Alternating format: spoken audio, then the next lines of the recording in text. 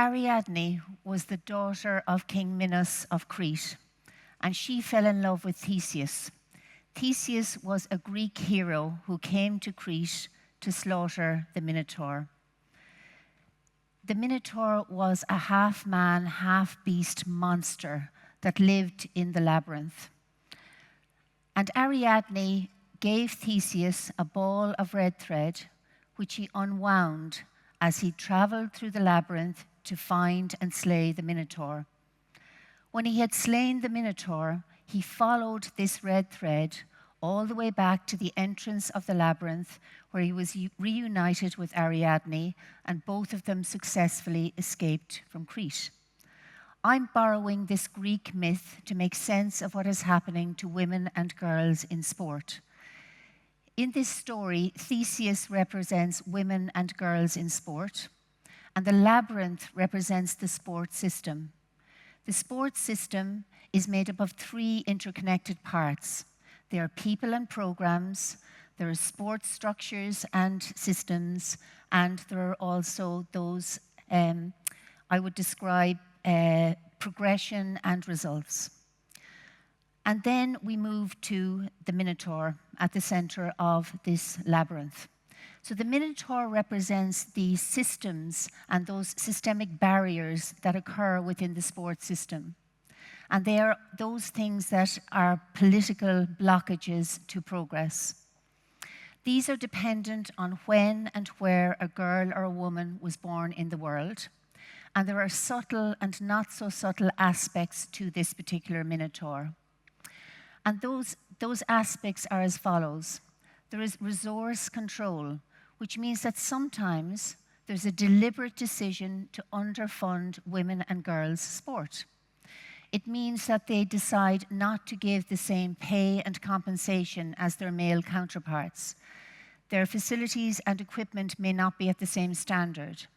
They may not be able to access the same spaces and training times as their male counterparts. In addition, there is visibility suppression, and that means that sometimes they don't get the same promotional materials or the media coverage that men might get. And also, in terms of governance, sometimes there's a decision to actually block women from entering leadership positions where they themselves might have decision-making rights. And this is often because women are expected to engage in something called sport housework, which means that beyond their athletic duties, they're expected to actually engage in things like administration, building team culture, team organization. And all of these collective things come together to form this Minotaur, which is blocking and creating these power cultures within the sport system. And now to the red thread. This red thread represents the enablers that empower women and girls to actually break through towards equity in sport for those women and girls. And I'm going to pass the red thread just into the audience. Thank you. And I'm just going to release it. And as I'm releasing it, basically this red thread, I'm going to ask you to hold the ball of thread, catch a piece of thread, and then pass that ball of red thread onto the next person. And if you wouldn't mind keeping that going as I'm talking. Thank you. That's great. And now to the 2 Georgies at the heart of this story, who were born 100 years apart. This is the first Georgie, my grandmother, who was born in 1903 in New York, and she came to Ireland as an orphan at the age of 13. And she grabbed a red thread for a short while when she began to play competitive hockey in school. And very soon when she left school, she lost the red thread. And this was because at the time in society, it was believed that a woman, if they engaged in competitive sport, their womb might fall out. Their heart was too small, their reflexes were too slow, and they were way too emotional to get involved in team sport. And collectively, all of these represented the Minotaur facing my grandmother. Notwithstanding that, she passed her red thread onto my Aunt Tisy. Tisy was an accomplished swimmer and tennis player, and she played that in the Sundayswell Boating and Tennis Club in Cork. She was also a high board diver in the Lee Public Baths in Cork. And as soon as she got married, a minotaur appeared. And the minotaur for my Auntie Tisy was the fact that as soon as she got married, there was an expectation in Ireland that you would immediately give up work. It was called the marriage ban.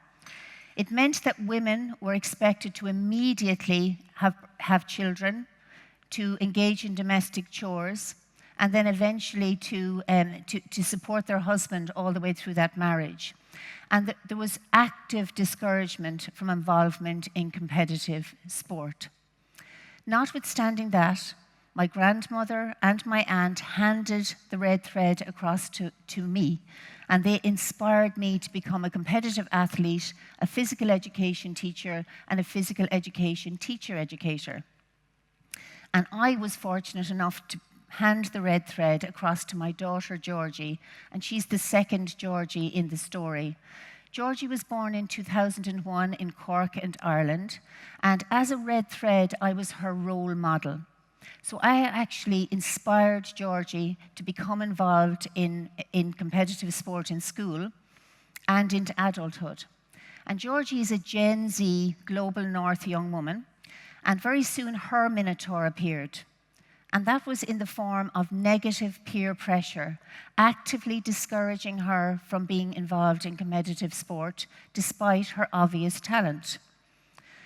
And her friends, though, as Global North young women, they did continue into sport and became amateur and professional sports people. They too faced a minotaur, though. And their minotaur was in the form of barriers to participation. So they had to fight to compete. They had to fight for equal pay and compensation as compared to their male counterparts. They had to fight for high quality equipment and facilities. In terms of commercialization, they didn't get the same sponsorship. They didn't get the same media deals or anything in terms of that promotional engagement that men would normally get. And when it came to leadership, they were actively suppressed at the lower levels of leadership. And this meant that they didn't enter those higher level leadership positions like being a head coach or onward into the boardroom or to directorship positions. And then when it comes to I would say, the collective minotaur, it changes when we go to Global South. So in Global South, those women and girls who are also Gen Z, they're facing a minotaur in the form of their family not supporting them, not having appropriate clothing. The distance to training is prohibitive. They have safety concerns and exploitation concerns. And it is clear to me that in Global North and Global South, there needs to be a red thread. And certainly, from my point of view, that red thread has to be equal representation of men and women at leadership positions across the sport system. And when we look at the sports system currently, it is a dismal picture, because the Sport Integrity Global Alliance have recently looked at this.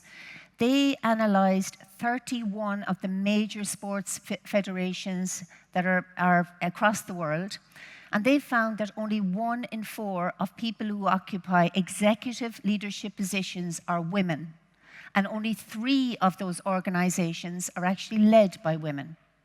So I am a 1 in 4. I'm an elected president of IASEP, which is the International Association for Research in Physical Education in Higher Education. And I am only the 3rd woman in 62 years to actually occupy this position. I realize I've had a red thread. My red thread has been in the form of having mentorship, having a really good education, and opportunities to lead. I've taken it really seriously. I believe I am a red thread for women and girls across the world, and I lean into my own superpowers. And they are in the form of innovation, education, and also being able to be a super connector. So I use strategic design to develop policies and programs that promote equity. I educate and I mentor young women in leadership and also in advocacy.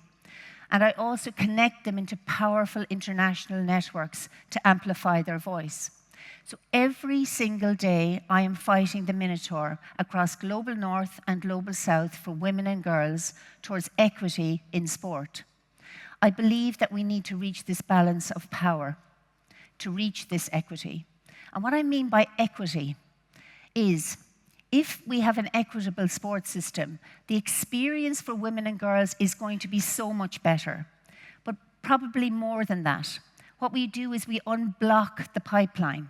We bring all of these leaders, all these women leaders, into every single level of the sports system. Why is that a good thing? Well, it's a huge win for sport. It's a huge win for sport because when we look at the research, women leaders in sport have themselves been competitive athletes. They have fine-tuned their leadership skills from the sports field. This makes them really interesting as leaders. They come into the leadership as empathic, resilient role models. They're ready to transform the system. They do it by engaging in authentic communication, nurturing this fabulous team culture, and also being able to empower women through this particular mechanism. And so, Bruno Latour, about 40 years ago, talked about the power of this Ariadne's red thread. And what he said was, it was about networks of practices that can pass with continuity from local to global. I'm going to recast that a bit and say it's about the power of the network to crowdsource all of these micro actions for global change. And so I would like the people to raise their red threads, if they wouldn't mind. Thank you so much. And if you could open your hands a little bit. I want you to feel the power of the red thread. And I hope you've gathered that I'm actually Ariadne in this story. So what I'm doing is I'm passing this red thread to you. And I'm asking you for your help to try and slay the Minotaur at the center of the sports system towards equity for women and girls in sport. And as you're holding the red thread, I want you to think about, what's your unique power to help us? Is it that you're an innovator? Are you an influencer? Are you an investor? And as you hold the red thread, can you tell me, what's that one action that you're going to do when this TEDx is over that will help advance the cause towards equity in sport for women and girls? And now, with your hands a little bit open, I'm just going to start winding up this red thread. And as I'm winding up the red thread, I am gathering all of your power, all of your intentions, all of your micro actions towards this global change that I'm talking about. And I can really feel the power as I'm winding this thread up. It's really exciting for me. And so I would say that my idea worth spreading today is to be the red thread for women and girls in sport towards this equity that we all strive for. Thank you.